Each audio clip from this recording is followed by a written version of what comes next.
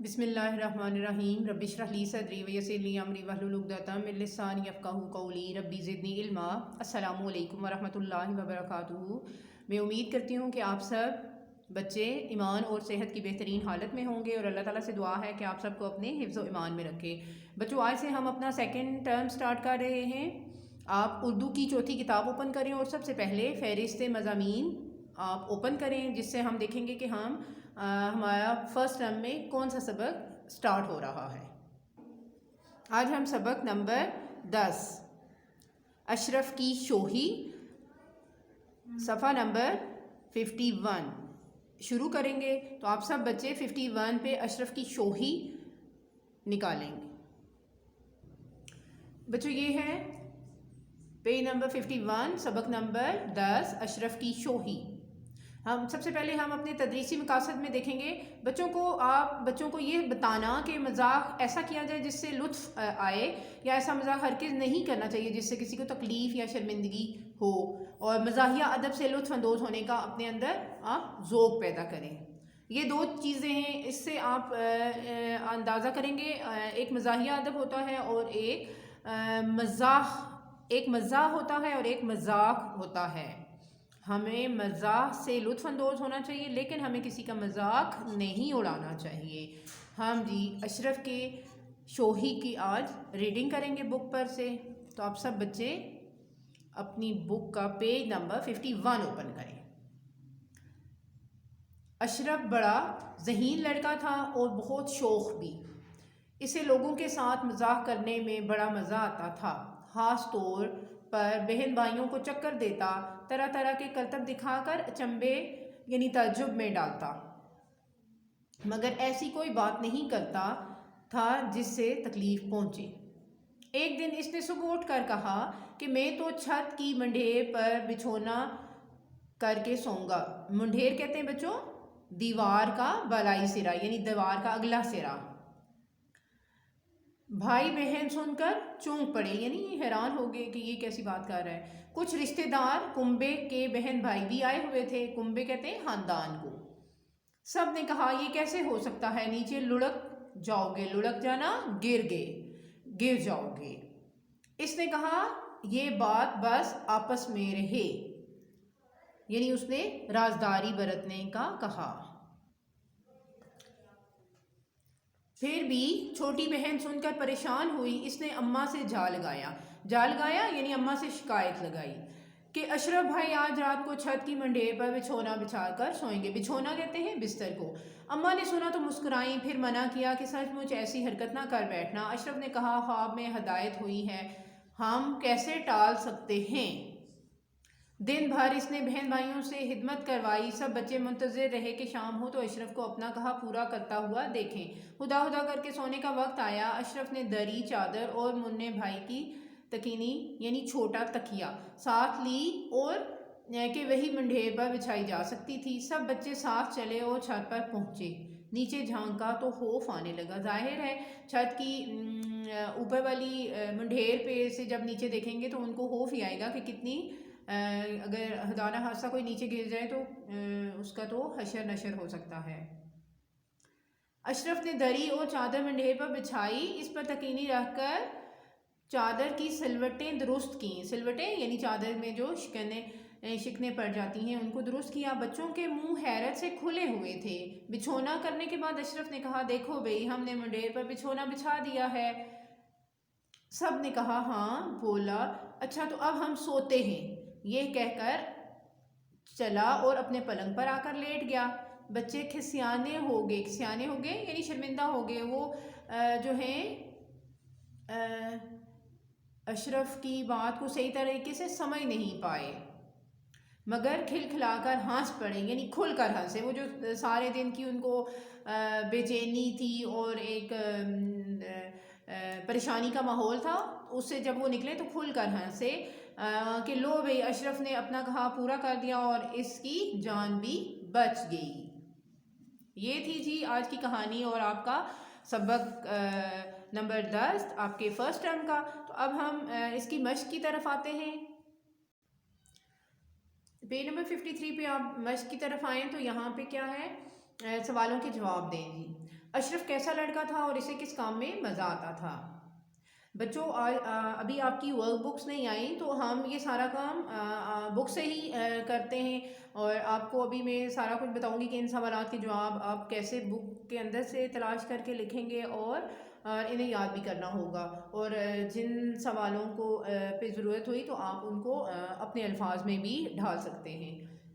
اشرف کیسا لڑکا تھا اور اسے کس کام میں مزہ آتا تھا؟ آپ 51 پیج اوپن کریں گے تو 51 پیج پہ آپ کو پہلی لائن میں نظر آئے گا، اشرف بڑا ذہین لڑکا تھا اور بہت شوخ بھی، اس سے لوگوں کے ساتھ مزاح کرنے میں مزہ آتا تھا۔ یہ آپ کے پہلے سوال کا جواب ہے۔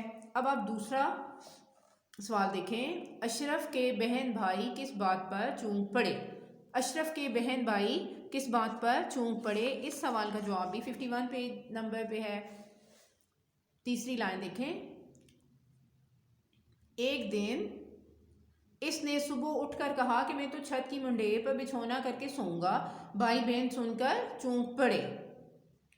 یہ والی بات سن کر جو اشرف کے جو بہن بھائی تھے وہ سب چونک پڑے، یعنی حیران ہوئے، ان کو تھوڑی روزمرہ سے ہٹ کر بات لگی تھی۔ اشرف کی اماں نے منع کیا تو اشرف نے کیا جواب دیا؟ یہ آپ کا سوال نمبر 3 ہے، اور اس کا جواب آپ کو 52 پیج نمبر پہ، اس کی تیسری لائن دیکھیں، یہاں سے ہے، اشرف نے کہا۔ ہم وہ پیچھے والی بات نہیں دہرائیں گے، اشرف کی ماں نے جب منع کیا تو انہوں نے سوال میں پوچھا گیا ہے کہ اشرف نے کیا جواب دیا، تو اشرف نے کہا خواب میں ہدایت ہوئی ہے، ہم کیسے ٹال سکتے ہیں؟ خواب میں ہدایت ہوئی ہے، ہم کیسے ٹال سکتے ہیں، یہ آپ کے تیسرے سوال کا جواب ہے۔ اچھا جی، اب سوال نمبر 4 کی طرف آئیں۔ اشرف نے کس طرح بچوں کو بے وقوف بنایا؟ اشرف نے کس طرح بچوں کو بے وقوف بنایا؟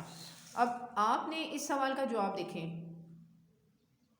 اشرف نے دری اور چادر منڈیر پر بچھائی، اس پر تکینی رکھ کر چادر کی سلوٹیں درست کیں، بچوں کے حیرت سے کھلے منہ جو ہیں حیرت سے کھلے ہوئے تھے۔ بچھونا کرنے کے بعد اشرف نے کہا دیکھو بھئی ہم نے منڈیر پر بچھونا بچھا دیا ہے نا؟ سب نے کہا ہاں۔ بولا اچھا تو اب ہم سوتے ہیں، یہ کہہ کر چلا اور اپنے پلنگ پر آ کر لیٹ گیا۔ یہ تو وہ ساری کہانی تھی، لیکن اگر کسی کو نہیں سمجھ آ رہی، کوئی اپنے الفاظ سے بتانا چاہ رہا ہے تو یہ بھی کہ اس نے بچوں نے حقیقت میں یہ سمجھا کہ اشرف جو ہے وہ دیوار کی منڈیر پر ہی سوئے گا، لیکن ایسا نہیں ہوا، اس نے یہ کہا کہ میں بچھونا کر کے سوؤں گا، تو اس نے بچھونا تو منڈیر پر ہی بچھایا تھا لیکن وہ سویا اپنے پلنگ پر تھا۔ اس سوال کو لکھتے وقت آپ کوشش کیجئے گا کہ اپنے الفاظ میں جواب دیں تو زیادہ اچھا ہوگا۔ اب ہمارے پاس اگلا سوال دیکھیں کیا ہے، سوال نہیں، یہ بچوں آپ کو ایک سمجھانے والی بات ہے جو اس سبق کا مرکزی خیال بھی ہے۔ اس سبق سے ہم یہ بھی سیکھ سکتے ہیں کہ مذاق ایسا کیا جائے جس سے کرنے والے اور جن سے کیا جائے سب کو لطف آئے۔ ایسا مذاق ہرگز نہیں کرنا چاہیے جس سے کسی کی دل آزاری ہو، تکلیف پہنچے یا شرمندگی ہو، پھر وہ مذاق نہ ہوا۔ تو آپ نے ایک ایسا واقعہ لکھیے جب آپ نے کسی کے ساتھ مذاق کیا ہو یا کسی نے آپ کے ساتھ اچھا مذاق کیا ہو، یہ آپ کا کام ہے، آپ نے یہ بھی لکھنا ہے۔ اب اگلا سوال ہے، درج ذیل الفاظ کے معنی لکھیں۔ چکر دیتا ہے، بے وقوف بناتا ہے۔ جا لگایا یعنی شکایت لگائی یا بتایا۔ منتظر انتظار کرنا۔ سلوٹیں بل پڑنا یا شکنے پڑنا۔ کھسیانے شرمندہ ہونا۔ کھسیانے کا مطلب شرمندہ ہونا۔ سوال نمبر 4 ہے، درج ذیل الفاظ کو اپنے جملوں میں استعمال کریں۔ چنبے، چونک پڑے، حرکت، ہدایت، ٹال، یہ جو جملے ہیں بچوں آپ نے خود بنانے ہیں۔ ہم آگے پیج نمبر 54 کی طرف جاتے ہیں۔ پیج نمبر 54 پہ سب سے اوپر ہے، سبق اشرف کی شوخی کے مطابق خالی جگہ پر کریں۔ اشرف خاص طور پر بہن بھائیوں کو چکر دیتا۔ اشرف کے گھر کچھ رشتہ دار کنبے کے بہن بھائی بھی آئے ہوئے تھے۔ چھوٹی بہن نے اماں سے جا لگایا کہ اشرف بھائی آج رات کو چھت کی منڈیر پر بچھونا بچھا کر سوئیں گے۔ اشرف نے دری، چادر اور منع بھائی کی تکینی یعنی چھوٹا تکیہ ساتھ لی کہ وہی منڈیر پر بچھائی جا سکتی تھی۔ اچھا تو اب ہم سوتے ہیں، یہ کہہ کر اشرف چلا اور اپنے پلنگ پر آ کر لیٹ گیا۔ بچوں یہ سارے جو خالی جگہ ہیں میں نے بھی سبق پڑھنے کے بعد یہاں پہ ان کو کمپلیٹ کیا ہے، مکمل کیا ہے، تو آپ بھی امید کریں کہ بجائے یہاں سے دیکھنے کے آپ خود سے یہ سارا کام کر سکتے ہیں۔ اب ہم گرامر کی طرف آتے ہیں۔ اس میں نکرہ کی اقسام یعنی اس میں ظرف،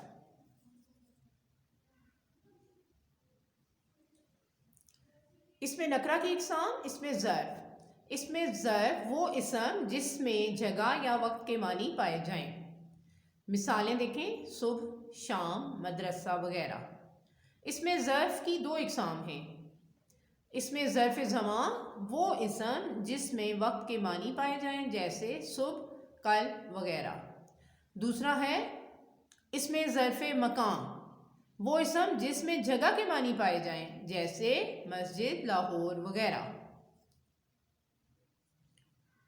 پیج نمبر 55 پہ دیکھیں، اس میں ظرف زمان اور اس میں ظرف مکان کی 5 مثالیں دیں۔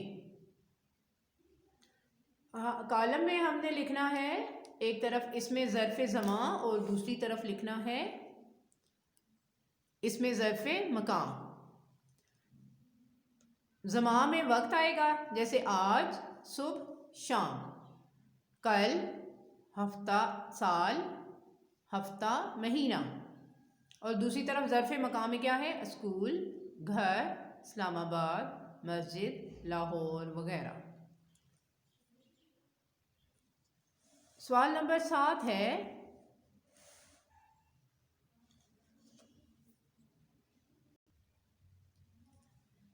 مناسب اسماء ظرف مکان کی مدد سے جملے مکمل کریں۔ مسجد یا خانہ کعبہ اللہ کا گھر ہے۔ قبر انسان کی آخری آرام گاہ ہے۔ اسلامی تعلیمات کے مراکز مدرسہ گاہ کہلاتے ہیں۔ جہاں نادر اور قدیم چیزیں رکھی جائیں اسے عجائب گھر کہتے ہیں۔ عید کی نماز عید گاہ میں ادا کی جاتی ہے۔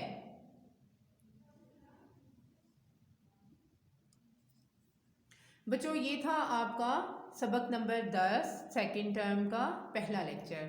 امید ہے کہ آپ اس تمام کام کو اچھے طریقے سے سر انجام دیں گے، اپنی نوٹ بکس پر بہت اچھے طریقے سے لکھیں گے۔